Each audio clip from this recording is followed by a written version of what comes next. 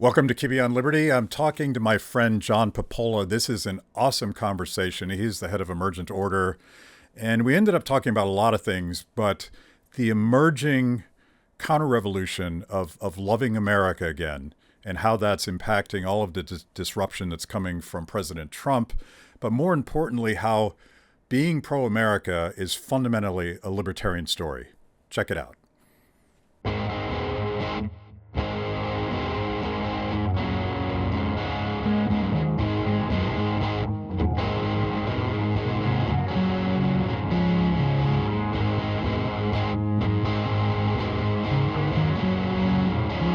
Welcome to Kibbe on Liberty.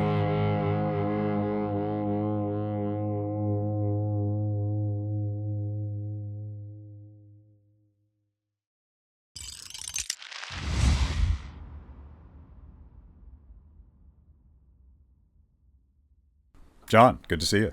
Matt, thanks for having me. It's cool to have you in my studio. You're here for the Students for Liberty conference that's going on the next couple days. And you're doing a presentation that I want to get into called Radical Discourse. I love the name of this. Yeah. But I suspect that half of my audience knows exactly who you are and what you do, and the other half, the BlazeTV half, probably know less about you. So I think it'd be useful to talk a little bit about what you do and sort of how you got to this libertarian, classical liberal. I don't even know what your ideological pronouns are, but we'll get into that too. But you're with Emergent Order, and you tell stories and you produce videos. That's right. My background was in traditional entertainment in New York City, so I worked at MTV and Nickelodeon, and then Spike TV, which today would be considered like a hate crime. Actually, no. Right. Last year it would have been considered a hate crime. This year it'd be cool again. Yeah. So yeah. maybe via Paramount can relaunch Spike now. That Full circle. Maybe they're saving MTV too. Yeah. We're in the after times now. Maybe. Yeah. I can't imagine half your audience knows who I am. But if those who do, they probably more likely know that me and Russ Roberts created the Keynes versus Hayek rap battles, which was a project that I initiated with Russ while I was still working at Spike as a kind of bit of activism in response to two things. My rising fanaticism about Austrian economics coming out of Ron Paul's presidential run and John Stossel's influence and others, but it was really Ron Paul that kind of brought me to the Austrian school. And then the financial crisis, which, followed right immediately after. So it was like, you've got this incredible Texas Dr. Ron Paul, and he's saying all these things that make sense, and he's being told he's terrible. And Rudy Giuliani's saying, "How dare you talk right. about blowback?" And all those of those clips things never get old, by the way. They never get old because Ron Paul is basically Nostradamus. Maybe in some respects he's a broken clock that's right twice a day, but he happens to be broken on the truth most right. of the time. Yeah. So that started me on this journey of leaving traditional entertainment, starting Emergent Order, and being a liberty-minded media entrepreneur, I guess you could say. So we've done other rap battles since then, including the one that we'll talk more about, Battle of the Borders, that launched last November. And then a couple years back, I restarted everything as a nonprofit, Emergent Order Foundation. COVID almost killed everything. We came into 2020, 12 people and all these projects and all this energy. And by June, we were 5 people and then 4 people and at the verge of total death. It was like a season of The Walking Dead. It was really like, oh man. Yeah. Those are the times where it's good to know, it's good to have your identity tied to things beyond work. Yeah. In times like that. We had a slightly different experience. We have a small crew. And one of the things I liked about lockdowns is that everybody was anxious about whether or not we could raise the money to stay open. So they worked really hard. And, Very good, yes. And the combination of being obsessed about the authoritarian, anti-human nature of lockdowns, and that we were sort of like very hungry, very, very eager to survive, it became one of our most productive years. still rather not do that year again. No. Yeah. Yeah, in a sense, that happened to me too, in that I did take that moment to say, what do I really want to be doing? And what came out of that was this new organization, but also my show, Dad Saves America, which is liberty-oriented, but also focused on like, how do we raise our kids to have a liberty mindset, have a freedom mindset, which to me means that you have individual agency and that you have a growth mindset. You believe your choices matter and that you can grow and change, and actually not just you, but the world can change. Like it can make room for your ideas and your stuff. Yeah, yeah. It's funny how radical that is what you just said. Yeah. You're not a victim. Yeah. The world's not a zero-sum game. You're not a victim, and taking risks and working hard, these can be insanely fulfilling things. And if you don't do those things, you're probably going to not be happy. No. I always thought that libertarianism in its best form could be, I don't like this word, but it could be a self-help philosophy that basically says, look in the mirror and take responsibility. I think I don't know the connections here that well, but I do think the Ayn Rand philosophy and objectivism did play a role in that initial sort of self-help movement of the 70s and 80s. Yeah. So that I think there's a lot to that. I mean, saying you can do it, you can change the world, you can be a heroic force in the world. I mean, that's what I got from it. Like my, I had some fictional and non-fictional role models when I was a kid. One of my fictional role models was Howard Rourke, and he taught amazing. me. And even in college, there's this great passage from Rourke where he's berating Peter Keating. How can you not know what you want? And I put it up on my door because I didn't know what I wanted. And I'm like, I better figure this out. And there's that burden of responsibility. And I'm an apologist for Rand, and I don't think that the caricature has ever been fair. That what I get from her is the responsibility of owning yourself. It's not about do whatever you want. It's not about conquering the world. It's about living a life with integrity, and that starts with the responsibility of as Jordan Peterson might say, get out of bed and make it. Yeah, I think that objectivism is the best atheist religion you can adopt if you're not going to have, a religion, because it is, there's so many paths to meaninglessness and hopelessness and disempowerment and nihilism, and Rand cuts through all of that so I'm a big fan. I'm kind of a big tent liberty guy. I don't like to play in the squabbles among the factions. I don't find that all that entertaining. Yeah, I sort of like I describe myself as ecumenical, and I mean that in the broadest sense possible, because I and I also jokingly but not jokingly at all describe myself as the intellectual bastard of Ayn Rand and Jerry Garcia. Because I love the hippie, community-based, almost anarchic nature of a Grateful Dead parking lot. But, he, in his own way, was infused with that radical sense of individualism. Oh, yeah. And they were technical perfectionists, too, yeah. which was also another neat thing about them. Yeah. So, Emergent Order, and you guys obviously survived. We did. You're here to talk about it. For now. Do you feel, survival is success, right? In entrepreneurship, that's my motto. Live to fight another day. Speaking of working hard and taking risks, do you feel stronger having faced that challenge? Oh, 100. Well, it's funny. It's of a particular kind of lesson, frankly. So surviving, because the lockdowns,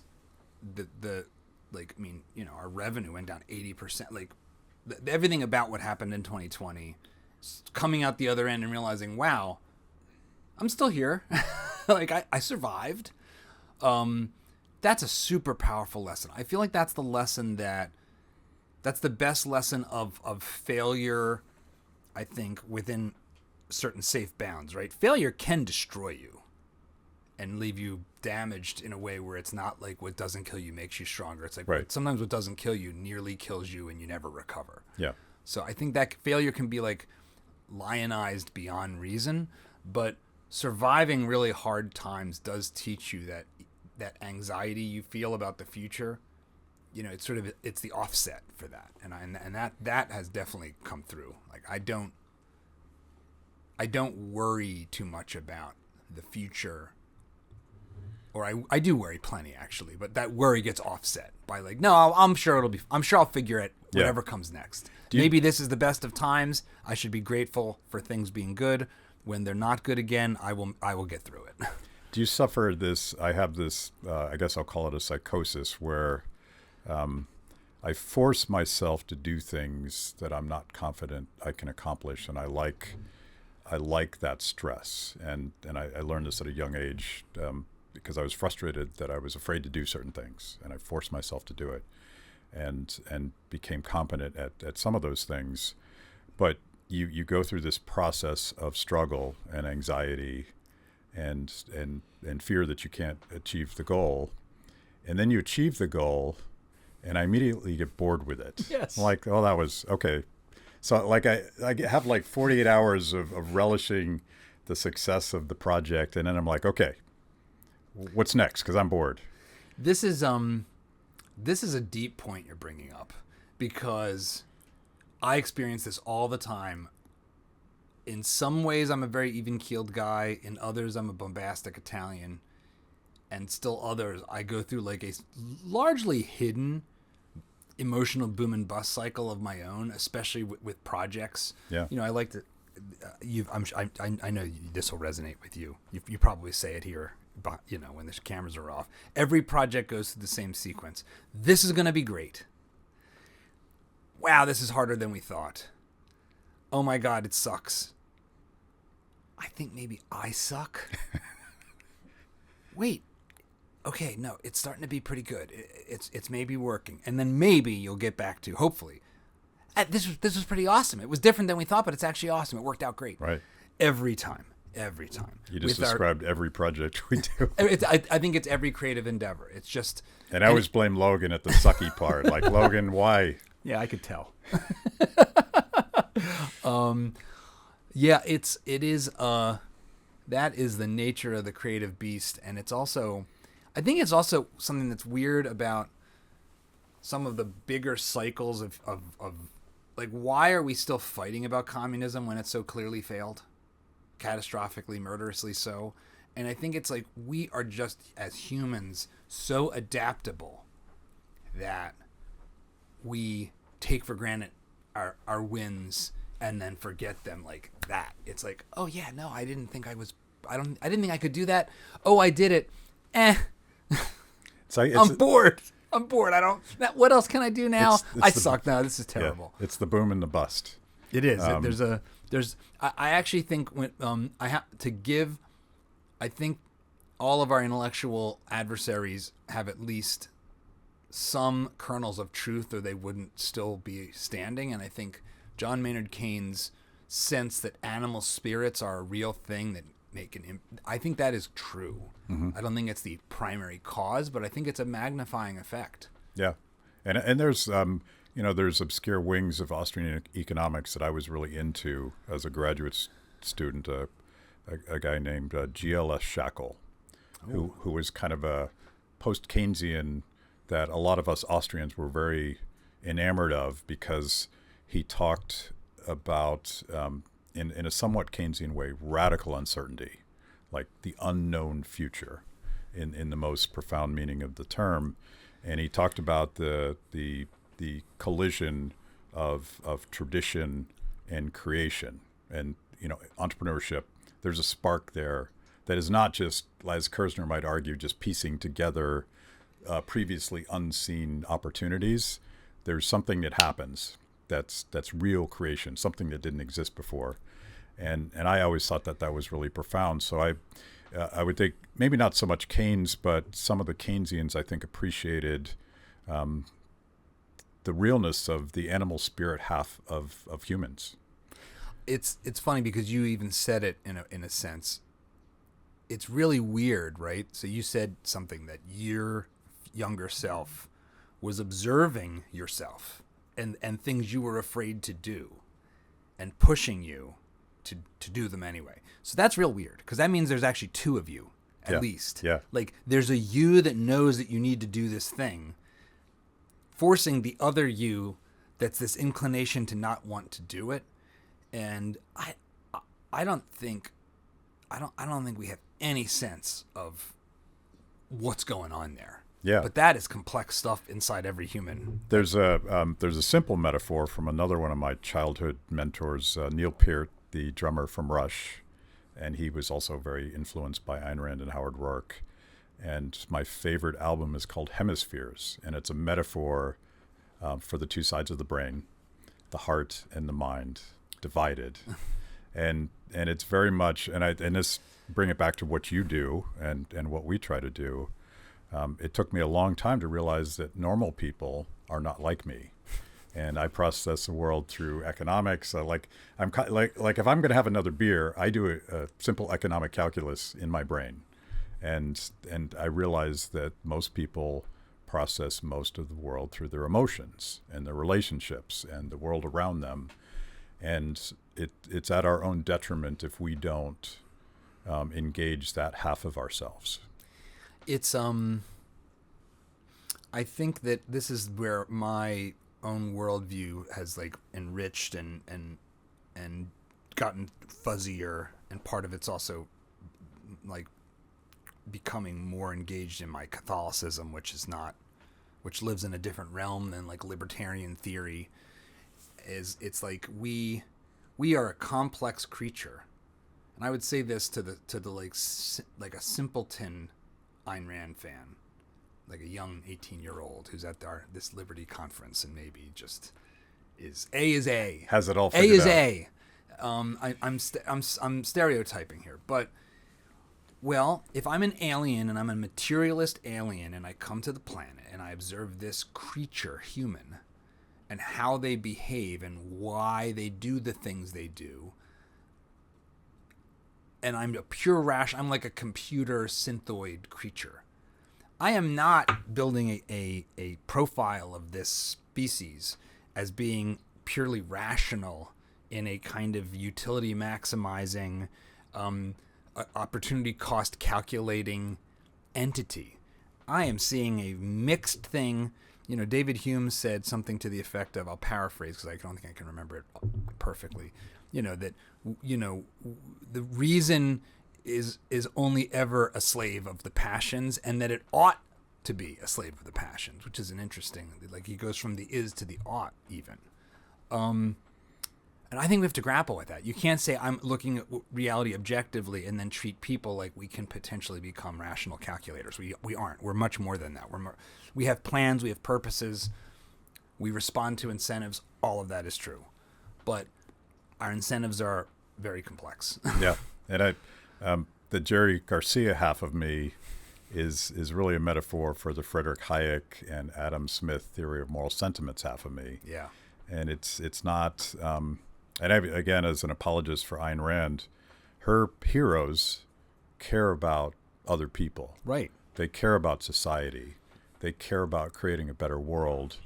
And they're inspired by beauty. I mean, Howard Roark, he had a notion of what it meant to do his job correctly. Yeah. And he would rather burn it all down than see it compromised. Yeah. Yeah.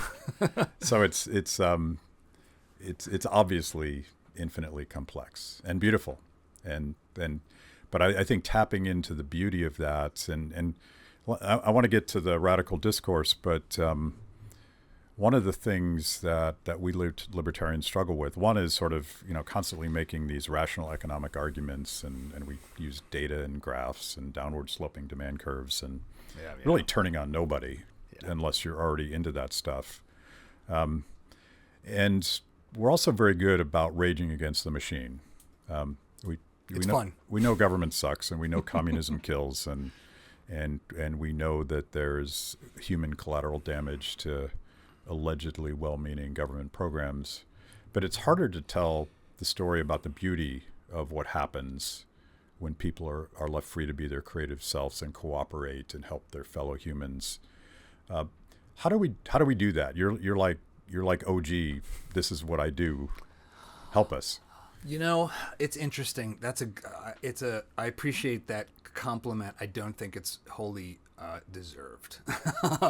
I think that the thing I've probably done best has been to doll up economic arguments with playful genre. I think that's been the main thing I've been good at. That being said, I think the hero's journey is very fundamentally libertarian. So there's two ways I think about the challenges of storytelling and advancing sort of the philosophy of freedom in a free society. One is that the economic arguments, the reasons why trying to get the government to help this person feels lovely, but might ultimately not help them, but almost certainly immediately will also cause all these other problems that are, the seen and the unseen, and emergent order, and the invisible hand of the market. Like that kind of thinking and is actually, I think, pretty resistant to storytelling. Yeah, because it is not agentic, if you will. It is not actually the story of the hero making choices. It's a system story about, like Thomas Sowell. Well, and then what? And then what happens? And then, what are the fallout effects? Like, maybe you can do a kind of multi-perspective type of story like that, but most great stories have a central hero protagonist who is a flawed person who goes on an adventure and is transformed partly by the obstacles they encounter. So I think Emergent Order struggles with storytelling. But individual liberty as necessary to become the best version of yourself, and like no pain, no gain, and taking responsibility and exercising your freedom, and seeing why other people don't know you as well as you know yourself, and so they don't really have the right or the knowledge to get in your way if you're not hurting anybody. That's at the heart of, I think, every great story. Every great story is going off on that adventure, encountering bad guys that want to stop you for their ends, and the hero finding a way to defeat that. And I think that story of liberty is embedded in, I think, every great story. I think that one of the reasons why woke Hollywood nonsense has wrecked the storytelling of the industry is because in the name of DEI, they've put all these Mary Sue characters in the protagonist seat who are already perfect and basically are there to scold everyone around them. It's like, well, that's not a story anymore. Like, that's just sucks. Right. So if they're already perfect, why did I show up? It's like, why not roll the credits after frame one? Because Captain Marvel's already the greatest superhero of all time and is basically Superman but no flaws because she's a woman or something. Yeah. Like, that's not You showed up to be scolded, yeah. Yeah, it's like, oh, okay, yeah, that's right. Oh, okay, oh, Doctor Who, like, now you're better because you've got long hair. All right. Yeah. It's like, like, that's not fun. Like, nobody likes that. Yeah. So, and it's just not good storytelling. Like, you can represent. I think you actually do a great job of this. You've done some incredible films and documentaries telling stories from around the world, especially in South America, of heroic people with diverse backgrounds, but they're not perfect people. Right. Yeah. They're real people. And so I think that's what it looks like to do it right. Thank you for joining me today on Kibbe on Liberty and for being part of our fiercely independent audience. Every week, my organization, Free the People, partners with BlazeTV to bring you this show. My guests bring smart perspectives on everything from current events to timeless philosophical debates. If you like what you hear, go to freethepeople.org/KOL and support Kibbe on Liberty so we can continue to produce these honest conversations with interesting people. Now, let's get back to it. It's interesting to think about that. The realness makes it compelling because the audience can identify emotionally and personally. Except for me, I am perfect, so I struggle. I struggle. Yeah. Well, we need some perfect beings, right? We need. I forget what I was going to say. Oh, so I was listening to your recent podcast with Kennedy. Oh yeah. Dad Saves America. Great. Obviously, she's a lunatic, so she's awesome. She's the best. But you guys were talking a little bit about this, and I've been obsessed about this emerging anti-authoritarian coalition that can be traced back to lockdowns and the censorship industrial complex and the medical mandates and all of this.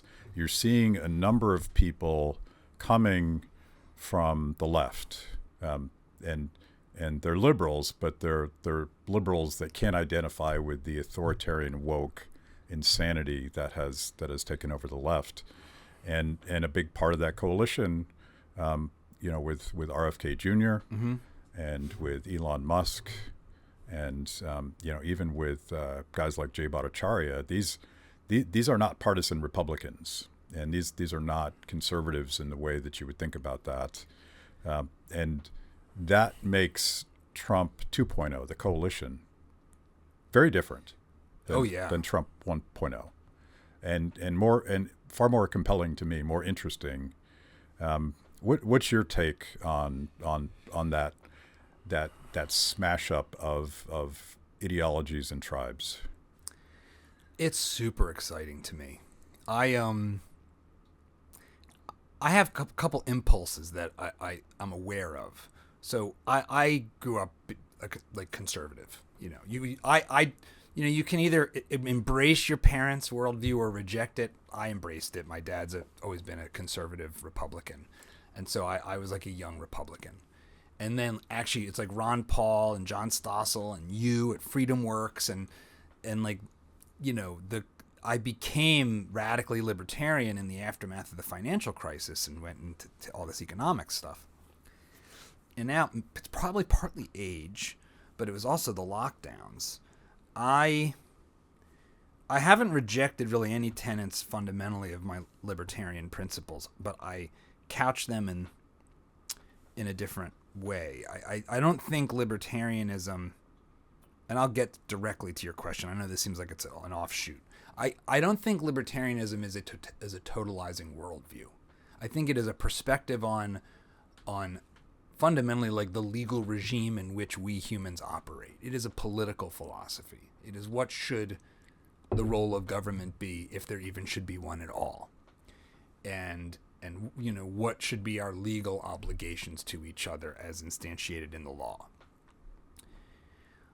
I think what an RFK coming into this right of center movement does, that's interesting, is says, yeah, there's been a bunch of stuff that's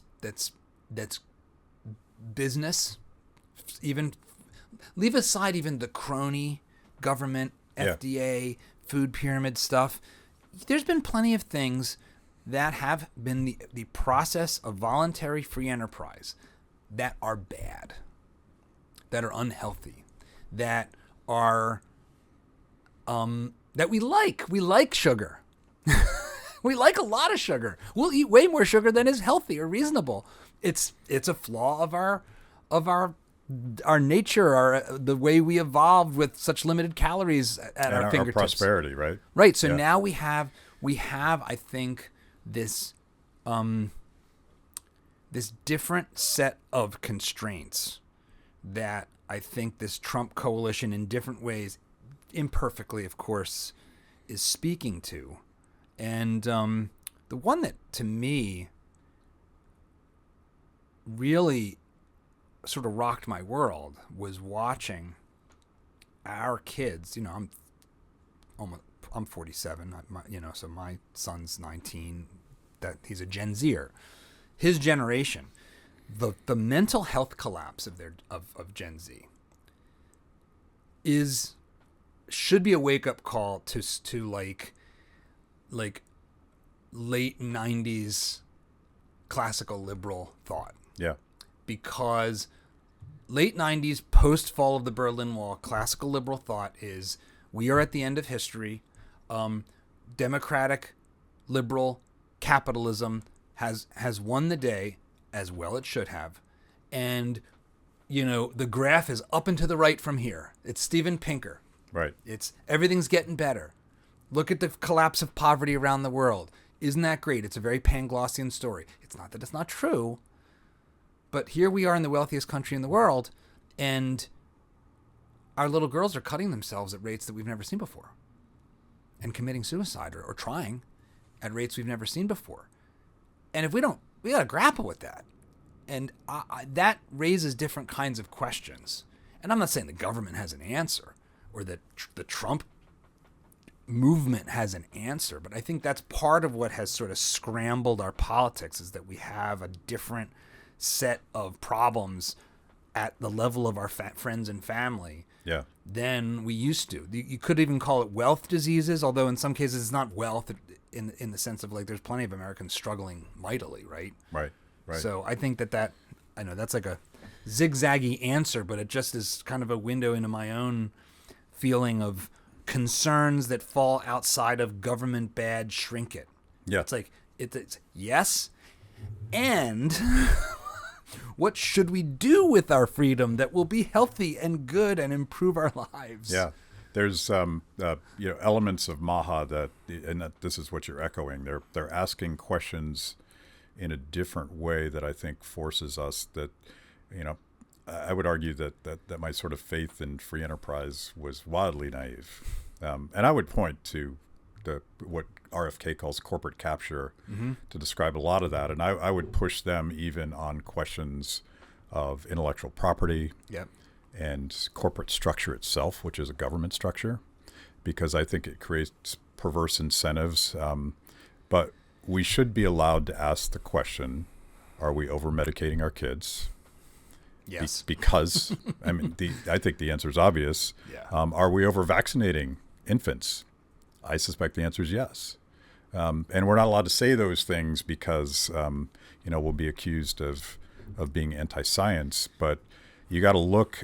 This was my ultimate red pill during lockdowns. I had no idea just how intimately intertwined the pharmaceutical industry was with the health agencies that are allegedly overseeing that, to the point where intellectual property is owned by the very same people and the very same agencies that are telling you whether or not a vaccine is safe. They're also probably the agencies that are telling you have to take this product.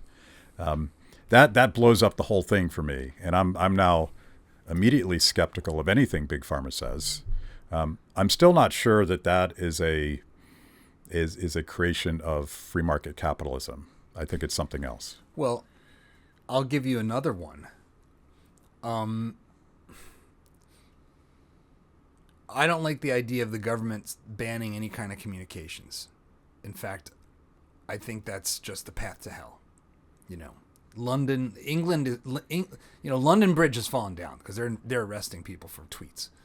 But it is interesting that the news media gets a non-trivial amount of its revenue from advertisers in two sectors in particular, military-industrial complex and pharmaceuticals. If the pharmaceutical industry stopped advertising on news networks, they would almost instantly probably have to fold. They'd be in the red, I think, instantly. And so we're supposed to pretend that being essentially reliant on the advertisements that none of us can comprehend. It's like every one of them looks exactly the same. Mm-hmm. It's a bunch of random United Colors of Benetton casting, walking through a field and rowing a canoe while we're told that we'll be vomiting blood. Yeah. in a long ask list your of, doctor if this is right for you. If it's, Zebulatron 2. Ask them these names that are impossible to remember. With a long and I know that even the list of side effects is a regulatory requirement. Even so, it's pretty clear that at least some, if not most, of the reason why the industry even buys those ridiculous ads. Because if you look at those ads, you're like, why would you even run this ad? Right. Like, this ad must be a net negative on the perception of your drug. Not the least of which because endings actually matter a lot. So the last thing you hear tends to be the message you're left with. So when you're left with may cause anal leakage as at the end of your ad. Oh, I'm in. Yeah. Like, no, that's probably, I don't want that. I don't know about that. I don't want that. So they're not buying those ads for me and you watching TV or whatever, like 14, 80-year-olds still watch television. They're buying it to buy the complicity of the news media. They're buying the narrative. They're buying the narrative. They're buying like allegedly liberal MSNBC hosts being all in on their products being mandated on the public. So what do we as classical liberals have to say about that? Because I don't know that, again, I'll just say like sort of late 90s classical liberalism has a lot to say. Mm-hmm. I don't think and I'm not saying we should ban them, but I'm saying like the roots below the surface there of how we end up in that place need to probably all be torn up. Yeah. By the way, there's a third advertiser that dominates the market. It's actual government agencies. The ad spend for TV and social media from government agencies is insane. I don't know what the number is, but and by the way, it's very much dovetails with the military-industrial complex and the pharmaceutical-industrial complex. Yeah, I can never unhear, like, this episode of Meet the Press is brought to you by Boeing and Pfizer.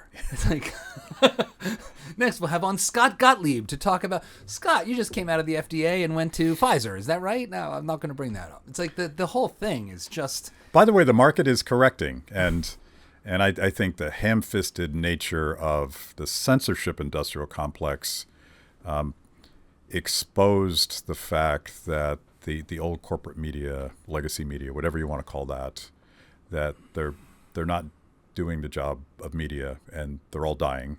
And but for pharma funding and perhaps USAID funding, right, they would all be dead, being replaced by the Rogan sphere. And I think that's awesome. And so there's a reason why they tried to get Rogan canceled. There is a reason why they tried to stifle all of our organizations and all of our podcasts on all of these platforms, because it was a business decision. Like, we're going to die, and these guys are going to take our place. So the market is correcting if it's allowed to. Balaji Srinivasan pointed out years ago that the shift in media coverage towards Silicon Valley can be traced exactly to where sort of the advertising revenue started to get sucked out of the news business, both from Craigslist and for what are those ads called in the newspaper where the wanted ads and stuff. Yeah. I don't even remember. But okay, boomer. Yeah, I don't know, that stuff on the paper that Craigslist got rid of. Yeah. But that the want ads. The wanted ads. But that it was all just economic. It was like Silicon Valley was great, and they're in San Francisco, so they're progressive, so we like them. Oh, wait a second, no, they're all a bunch of libertarian demonic bros because they've moved our cheese. Yeah. And there's plenty of problems with Silicon Valley techno future utopian weirdo stuff, and we're all going to be sucked into the matrix of our large language models. I'm a little leery of some of that, but yeah, I don't trust. There's that occasional post you'll see on Twitter, like, you don't hate the media enough. Right. I'm in that camp. It's like, I'm not sure where the line is for hating it enough, but I'm probably not there yet. Yeah. So this is a nice launching off point for radical discourse, because you think about the difference. And I used to do this. I used to go on MSNBC and I used to go on Fox, and I would come out of every experience more pissed off and more stupid as a participant in the yell fest. You got 3 minutes, make your point. Yes. Yeah. Versus 3 hours on Rogan or 2 hours on Dad Saves America, where you're actually allowed to have a conversation with someone that you disagree with. So it's a radical transformation, and you're trying to tap into this, and you're even showing something at Students for Liberty. I want to hear about that. Yeah. So, as I said early in the conversation, my entry point into this world was this Keynes versus Hayek rap video, and then its sequel. And at that time, my motivation was the dominant Keynesian claim that, we need to get out of this recession by big government spending and deficits, and that's stimulus. I thought that was all nonsense. I think Keynes is wrong. I think the only time Keynes is right, by and large, is when he's not being uniquely Keynesian, animal spirits notwithstanding. And yet, when me and Russ began to work together on this project, we realized, my wife recommended we do music, because she's like, this economic stuff is so boring. And we were listening to Flight of the Conchords and watching that show. Like, you got to do it like... Fellow Deadhead, by the way. Yes. Yeah, shout out to Deadheads. Yes, Lisa's a hardcore Deadhead. She's been to like 70-plus Dead shows. She was like, I think that at least portions of that movie, Almost Famous, are kind of semi-documentary of her young life. Yeah. Only the good parts. And so we ended up making this musical sort of Hamilton-style before Hamilton rap battle, in which Keynes makes his strongest version of his argument that we could muster, and then it goes up against Hayek doing the same. And then the second one, they go more back and forth. And then I did a Mises versus Marx with AIER with the same thing. Like, well, let's put the strongest arguments of Marx forward and have Mises, who I think is sort of the best match to Marx insofar as he's equally sort of stridently polemic. Mm-hmm. And so they're like a good fit for each other in that way. And then this past, and so that exercise of, I think Marx is nonsense. I think it's murderous, horrible, garbage philosophy. Although there's a couple things like alienation and stuff that I think are interesting. But if I can't make a strong Marxist argument, then how do I even know that I oppose Marx? Because do I even understand what Marx is saying? And so this was Don Lavoie's point. He took the theory of socialism seriously in his critique, which was different at the time. It was easy just to make fun of it instead of taking it seriously. Well, and I think one of the things that is interesting is, at the heart of Marx is this strange, it's sort of this sort of Hegelian historical narrative that we will end up in a place where through market competition and capitalism, we will achieve a post-scarcity society, at which point the laws of capitalism don't really work anymore, because capitalism does assume rests on property rights. Property rights are necessary for scarce goods. But when you have if you have no more scarcity, do you need property rights anymore? Like, some parts of that might start to rear their head in the AI robot world that we might be heading into. So that's interesting. That's worth hopefully taking. If that happens, hopefully the state withers away as he promises us. Well, right. So I mean, maybe Marx will get the last laugh, and we will all have anything we want at zero cost, and we can be poets by day and farmers by day and poets by night, or whatever. Kind of sounds like hell, by the way. Yeah. Imagine a world where you don't have to get up in the morning. It's a dystopian nightmare. It is, and I think we well, we'll see. It's very easy to draw these lines again, yeah. like, we're heading towards a world where no one will have any jobs.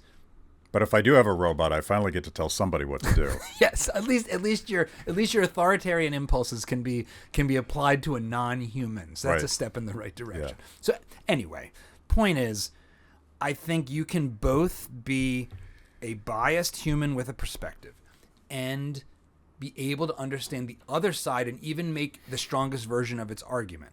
And that is what radical discourse is. So we took the YouTube channel that houses the Keynes versus Hayek videos. We rebranded it as Radical Discourse, a term that I think actually you'll find its origin is on the left, actually. And we launched the first of what will be ongoing, though occasional, new rap battles. The most recent one being Battle of the Borders, which we launched in November. We're going to be doing a debate and screening it here. So it's actors. It's not actual intellectuals debating. Yeah, so it is. So the entire premise of it, like before, is we dig into the work of the leading thinkers as we best can determine, and there's a judgment call there. Right. One, in the case of Battle of the Borders, the two people duking it out are George Borjas, the Harvard economist, who has been the most, you could say, rigorous opponent of mass migration, especially of low-skilled immigrants, which, frankly, most of our ancestors were low-skilled immigrants. Like my Southern Italian great-grandparents Right. wouldn't have passed whatever merit-based test would get concocted today. And all my great-grandparents had was grit. yeah, That's all they had. It's like, okay, so which desperately poor Irishman would pass the merit test? Probably zero. It was a mistake letting the Irish in, including my wife. This is the American process. You come in, we hate you, we get married, and we move on together. Yep. Exactly. That's the deal. That's the compact. So on one side you have George Borjas, sort of with a little bit of support from our version of Stephen Miller, arguing for basically build the wall, send people home, keep people out, America first, Americans who are currently here first, versus Brian Kaplan and with support from Alex Nowrasteh. And it's set to a kind of silly environment where it's a basically wrestling match, WWE style, at the border wall. And they duke it out. And the funny thing about the process was I came into the process of working on this together with the team, my producer Jesse, and I didn't. This is the first one of these I haven't directed. Although I did a lot of post-production work. Very easily, stridently in the Brian Kaplan Open Borders camp. And it's not that I think Brian is wrong coming out of it, but I'm at least much more worried that Brian might be suffering from a certain kind of utopianism. Right. And that the immigration issue is more complex than the arguments Brian makes. And Brian's not alone, because I think almost all economists are to the left of the public on immigration. And so I think it's an interesting challenge. I think the U.S. also has different challenges when it comes to immigration than, say, Europe. I actually think the case for Europe being worried about immigration is much, much stronger than the case for the United States. Right. But it goes back to the heart versus the mind, and Brian makes a very rational, analytical, supported by data argument. But it's kind of a long run argument. It discounts all of the disruption that happens when you get mass immigration. And I've always hated the phrase open borders. I think it's I don't know if it's purposeful, but it leans into a stereotype of people who are pro-immigrant that I don't think is true. I don't want terrorists in my country. I don't want violent gangs in my country. And now that we have borders, it would be nice if we could work on building a system for good people, hardworking people, including I don't just want PhDs. I want people that want to work. Because all my immigrant friends are better Americans than most Americans, particularly if they've gone to college here in the last 10 years. Well, it's funny. I did an op-ed that went up on Sunday on FoxNews.com about immigration, and the point I made, and it was somewhat of a promotion of the video and of the event this week, was there's all these arguments about economics, cost of living, crime, culture, but the culture one I find most interesting because when our ancestors, or certainly when mine came to America in the 1920s and 30s, they didn't teach their own kids Italian because they wanted to be American. Yeah. Because they were entering into a culture that overwhelmingly loved America. And like Axios had a poll, and this has been replicated in the Wall Street Journal and Gallup and others.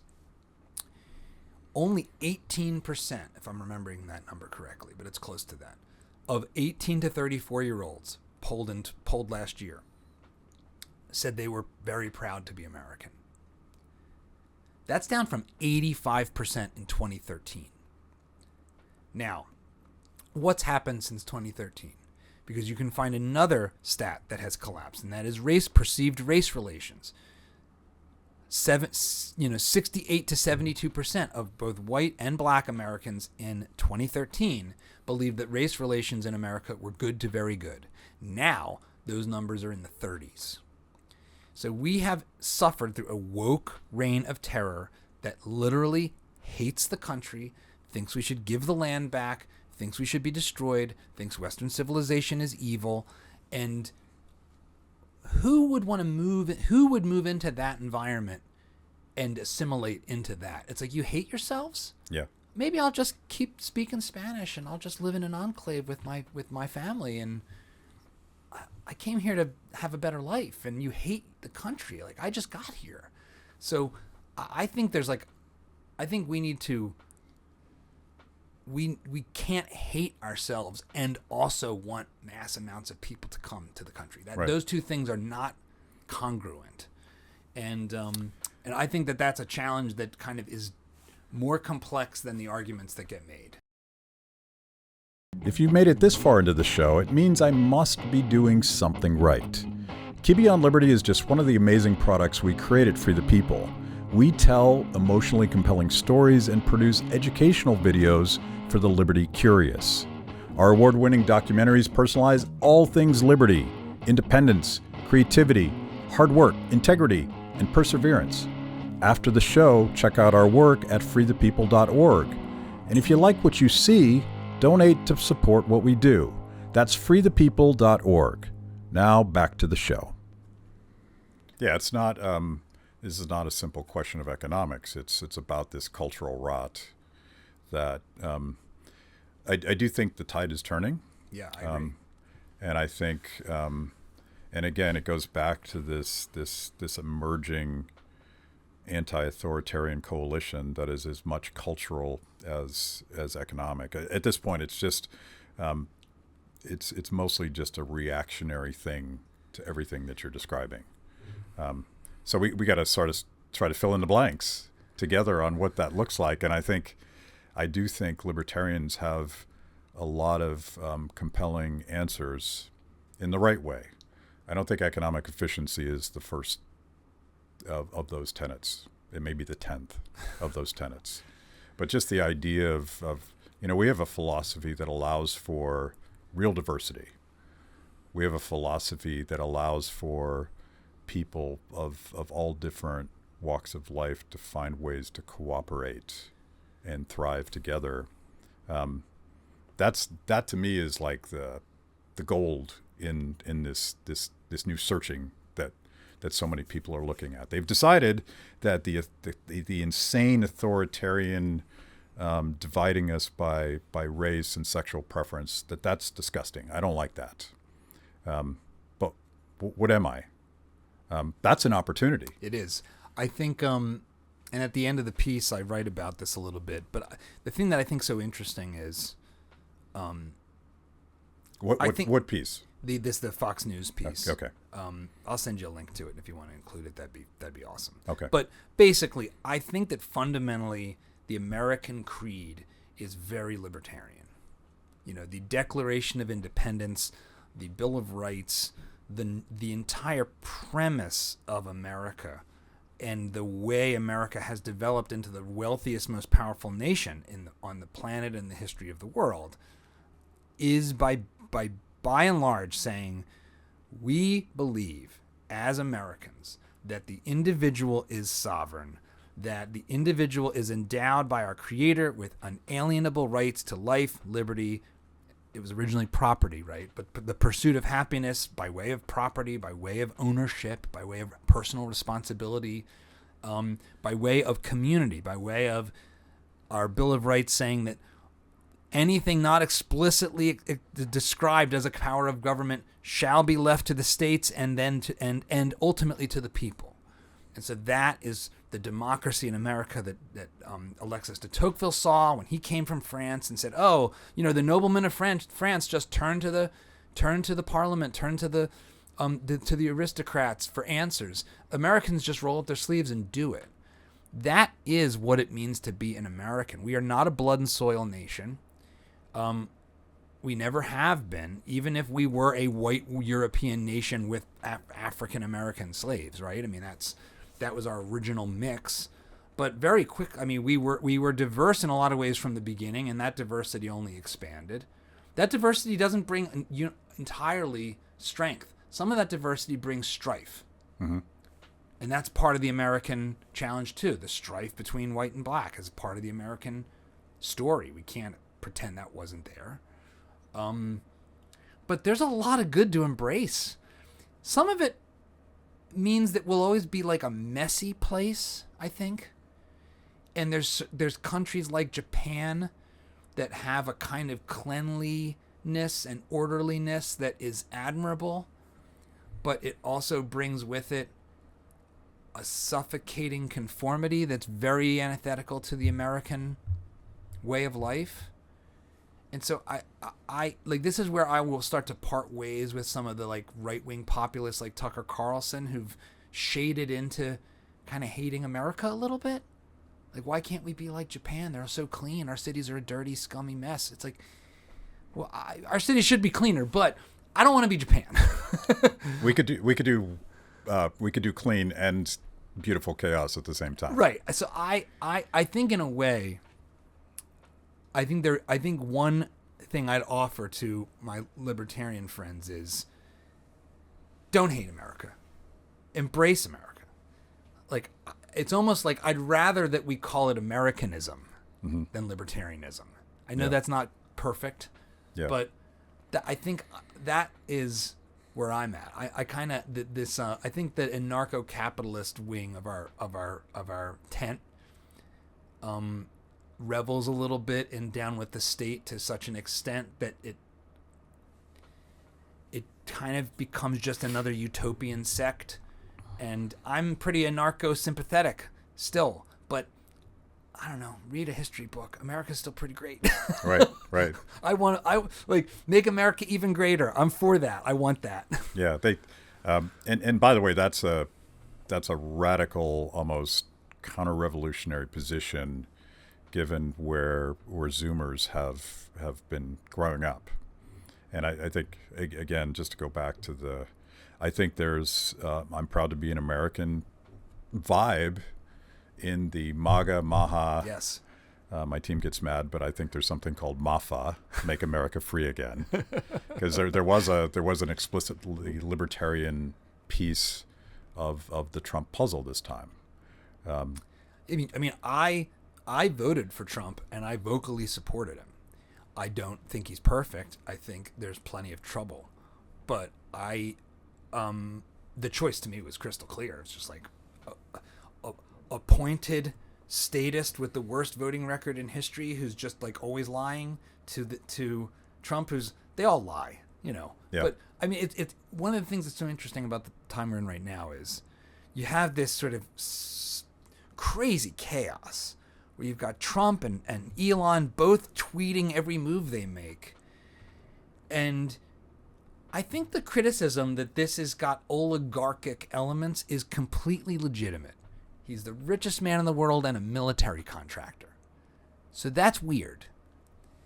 But I would rather my military contractor billionaires be actively tweeting and exposing every move they make to what has been the billionaire military contractors doing it all behind closed doors while the head of the CIA lies to the public, and then the guy that exposes it is called a traitor. Right. Like that is what we're up against.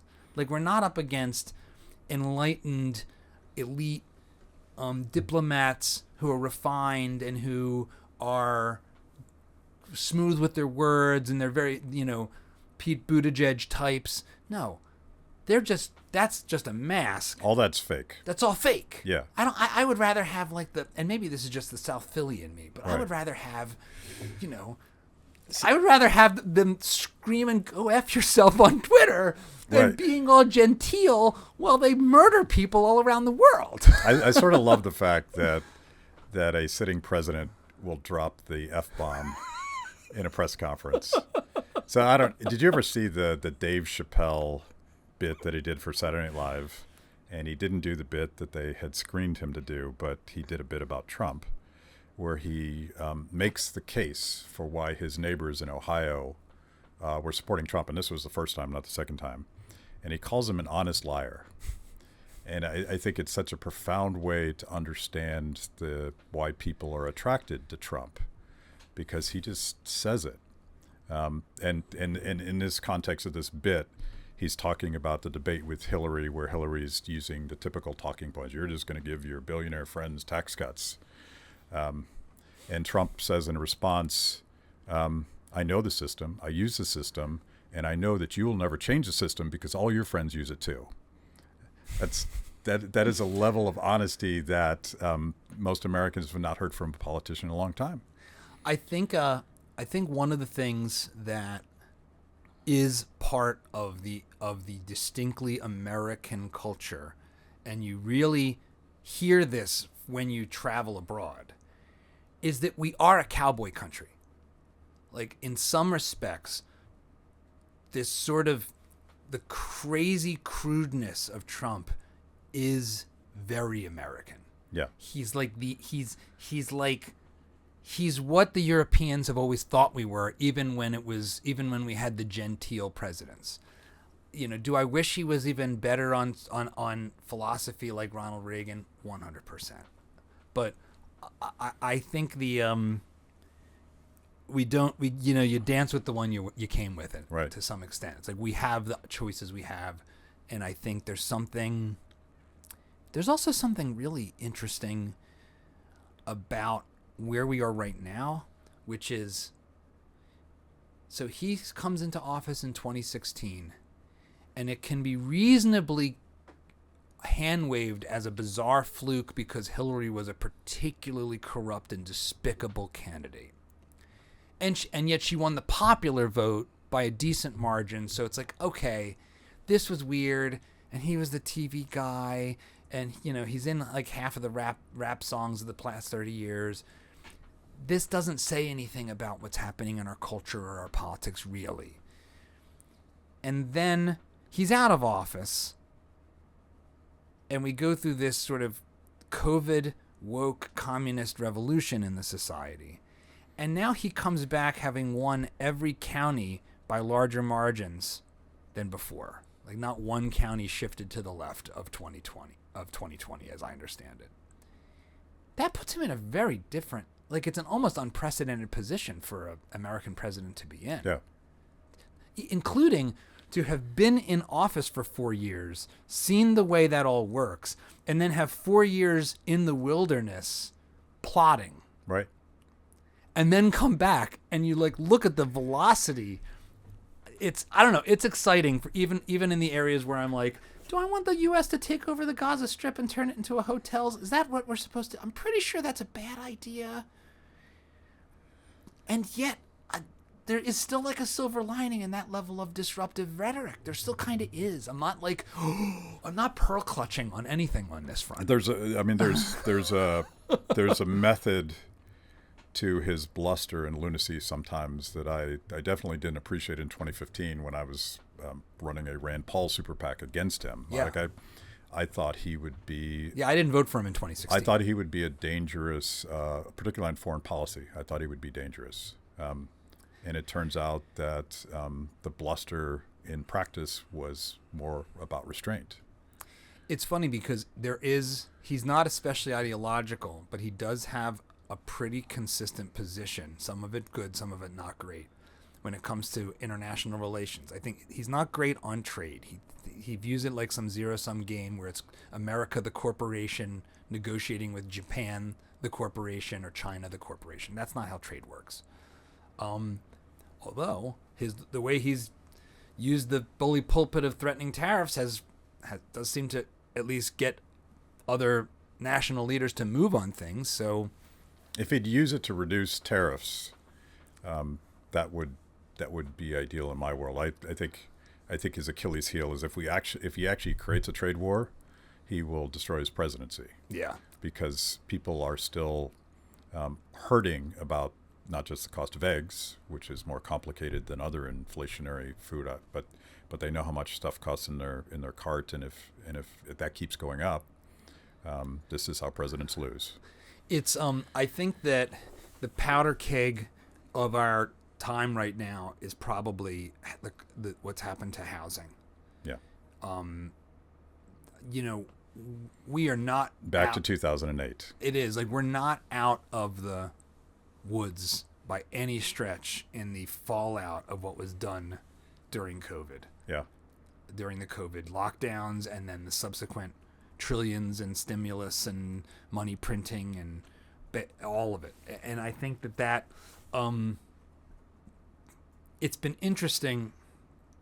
I think one of the reasons why macroeconomic debates have gotten somewhat sidelined is because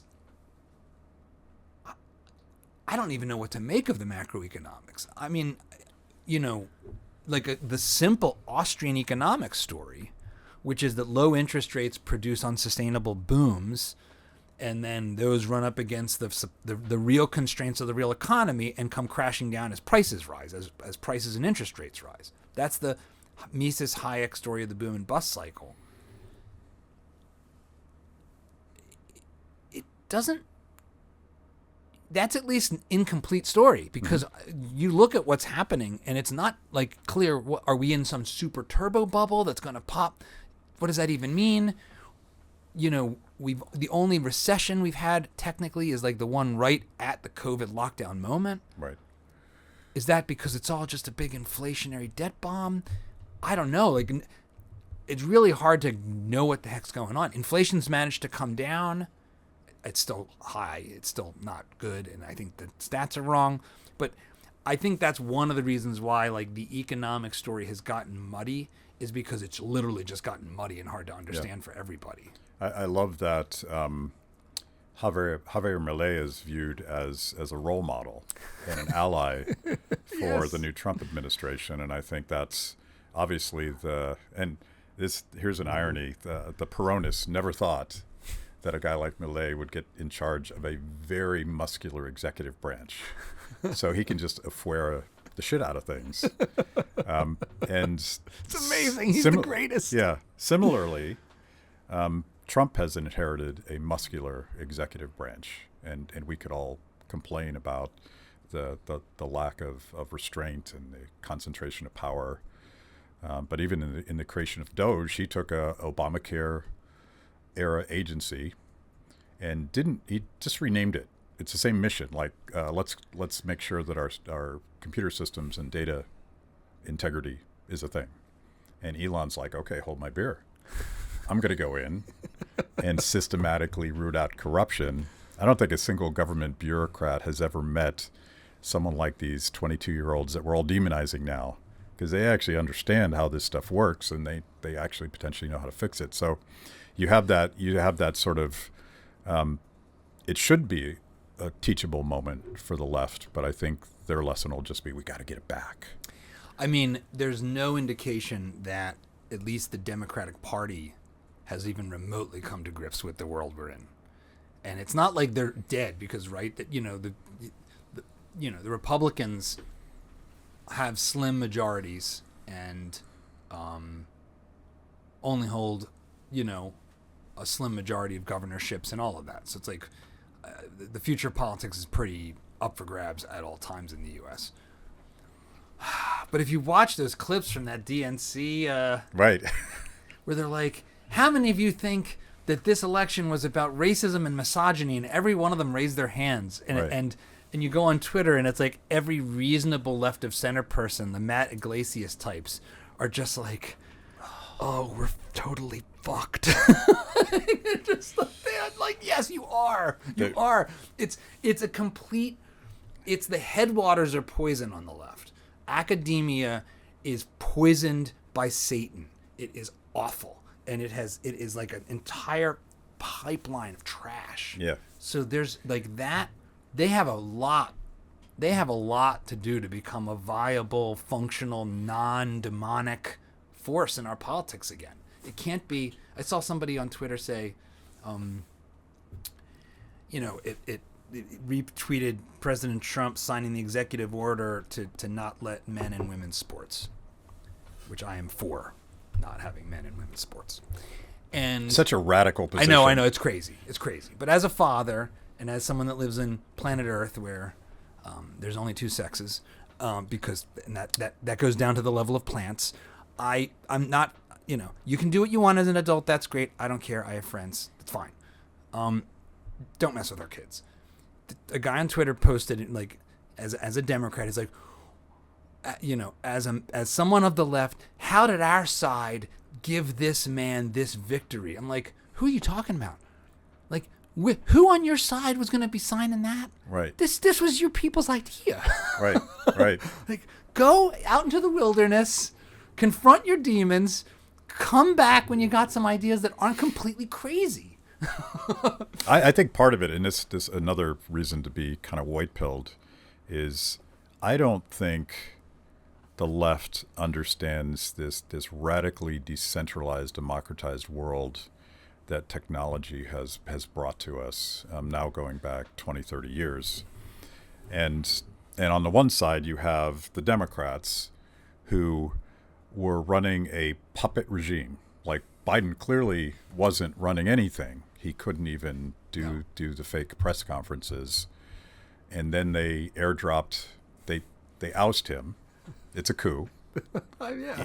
And they replace him with someone who can't string sentences together. So she's obviously a puppet. And they thought that, whatever you call it, the deep state, the administrative state, whoever was signing those executive orders, whoever was determining the direction of foreign policy in the White House, we don't even know who they are. We can speculate, but it wasn't the president. Versus, so you have this sort of, it's almost like a progressive wet dream, right? Like, we finally have the experts in charge, and we're going to ignore the people and bring in the smart guys, and we're going to reorganize things. We're going to centrally plan everything, even global relations. Right. It's the Pete Buttigieg types. Yeah. It's the no. I'm articulate, and I was a consultant at McKinsey when I was 26, so I can design all of society. Yeah. Versus this radical disruption, and we talked about this a little bit last time we talked, and it doesn't start with the Tea Party. It certainly starts before that. It doesn't even start with Ron Paul that turned you on. I always go back to Howard Dean, who had about 48 hours of notoriety as a disrupting candidate within the Democratic Party, but it was driven by technology. His campaign manager famously wrote a book saying the revolution will not be televised. And fast forward to Ron Paul, who is doing this as a cultural platform. And he's dropping names like Mises and Hayek, and kids are like, what's that? I'm going to Google that. Yeah, me, myself included. And, he does money bombs. You may remember this. He does these massive money bombs empowered by decentralized media. And he's on Meet the Press or something. Probably not Meet the Press because they would probably have blacklisted him. But someone asked him, what are you going to do with all that money? I have no idea. Because it was unimaginable that Ron Paul could raise millions of dollars to run a campaign. He was using it as a cultural platform. The Ron Paul movement bleeds into the Tea Party movement, fundamentally decentralized. The establishment cannot understand how it is 1.5 million people showed up in the mall in the 9/12 March on Washington in 2009. As the organizer, I had no idea how they all showed up, except I knew that everyone was using primitive social media platforms to organize buses all over the country, including Alaska. It was the power of decentralization. Then comes Bernie, and then comes Trump. These are, in maybe different ways, it's all like populist movements. It's bottom up. It's empowering people. And this is a long diatribe, but I'll wrap it up here. As libertarians who maybe have read Hayek or at least understand the power of decentralization and cooperation, this is an unstoppable thing if we can tap into it in a way. And the ham-fisted way with which the censorship industrial complex was telling Bob that he can't tell that joke about Joe Biden, we're not going to allow for it. That's like the gasping breaths of something that's dying.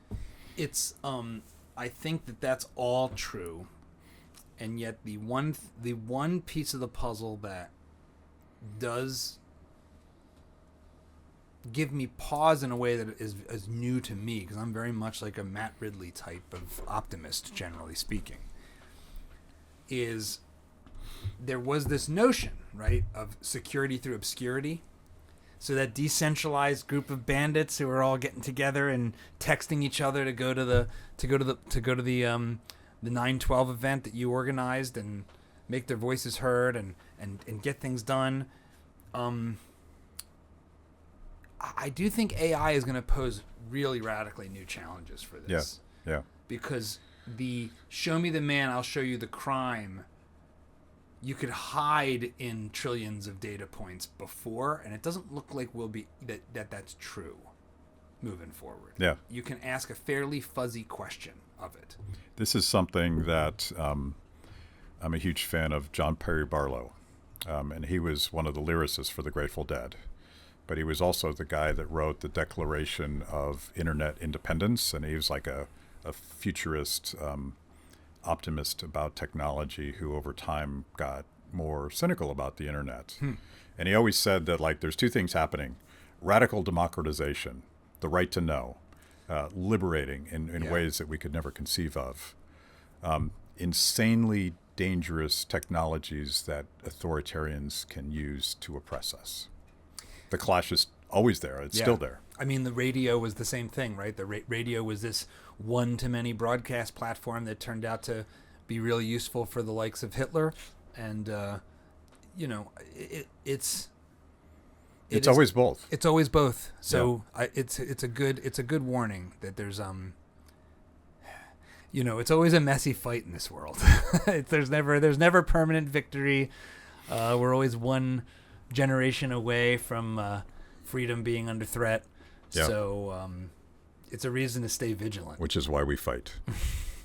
So other projects, what else are you guys cooking up these days? Well, in a very related sense, we are working on a documentary film about what's happening with high school debate, because that is one of the institutions. It's this sort of quiet institution that is actually incredibly important in our society. It's something like a third of the Congress and half of the Supreme Court participated in debate clubs in high school and college.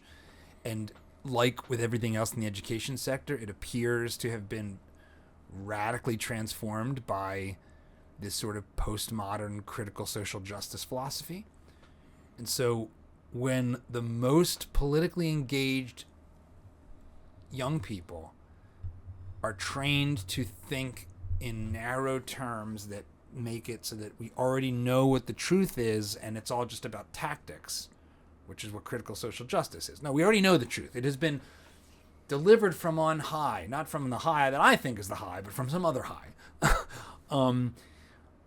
That's not the same thing as critical thinking or open discourse or radical discourse. So it's very of a same kind of concern as our radical discourse project. And that's going to be coming out, probably towards the end of the year. And it's its own religion that is just fundamentally corrupting of understanding anything. The thing that is it's so sad, really, is it's exciting to try to understand something new. And why would you be afraid to confront an argument that challenges the way you think? It is, and afraid is correct, because that is a posture of fear. Yeah. That is that, and fear. It's the same thing with sort of the climate alarmism. The argument goes, well, sure, maybe we're exaggerating, but that's the way you move people to action. And the truth is, no, it's not. People don't take positive actions when they're in a posture of fear, when they feel like they're backed into a corner. Just like animals don't. They lash out, they turn inward, they become the worst versions of themselves. So I think, like, if you want to look at a theme of everything we do right now at Emergent Order and at Dad Saves America and Radical Discourse, it is ultimately agency and growth. It's you have the power to make choices for yourself, and you as an individual and the world in general is capable of growth and expansion and improvement. It is not a zero-sum game. You won't lose anything by understanding other people's point of view. And if you're afraid they'll change your mind, what does that tell you about your beliefs? Yeah. That's a weird position. You're kind of admitting defeat the second you do that. The censors are by default admitting they're wrong. If I am censoring you, I'm admitting that I'm wrong and I have something to hide and I'm a fraudster. Yeah. By the way, final plug for Ayn Rand. Her work is so predictive of many of our current predicaments. And one that I just realized is the hero in Anthem, the book that turned me on when I was 13 years old. He lives in this conformist society where you're not allowed to say the word I. And as time goes on, he realizes how fundamentally corrupt that is, and he starts to think for himself, and he eventually gets canceled and has to flee this authoritarian state, where he meets a hot chick, and they go someplace cool. But that's the mind rot of wokeism, is you can't think for yourself, you can't question the narrative, and ultimately you can't say the word I. No, you're only we. Yeah. You're only part of a group. You're only in the service of the cause. It's I'll never escape the self-defeating irony that it's a raised fist, that this entire movement broadly, from communism to wokeism to Antifa, all of them, that's their logo. Right. A fist. Yeah. That's gross. You're obviously the bad guys. Your logo's a fist. Yeah. Like, what do fists do? They mostly punch. They mostly hurt people. Like, how about a handshake? That's a deal. I like handshakes. Conform to the machine. No, I will smash you with my fist. I will throw my fist in the air in the street. It's like, okay, if that's your flag, I'm flying the opposite flag. I'm not flying that flag. I don't want to smash other people. Yeah.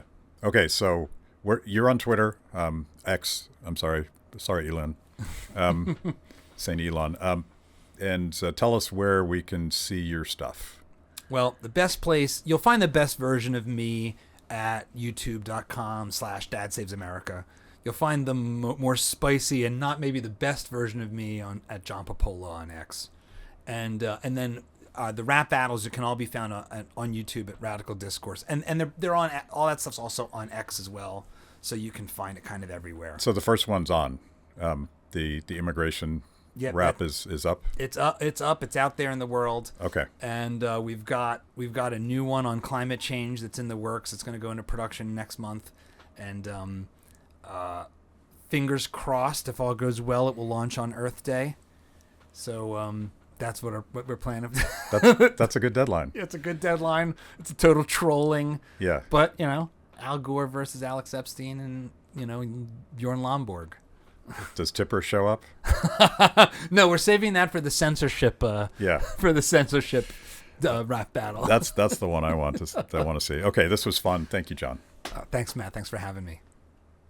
Thanks for watching. If you liked the conversation, make sure to like the video, subscribe, and also ring the bell for notifications. And if you want to know more about Free the People, go to freethepeople.org.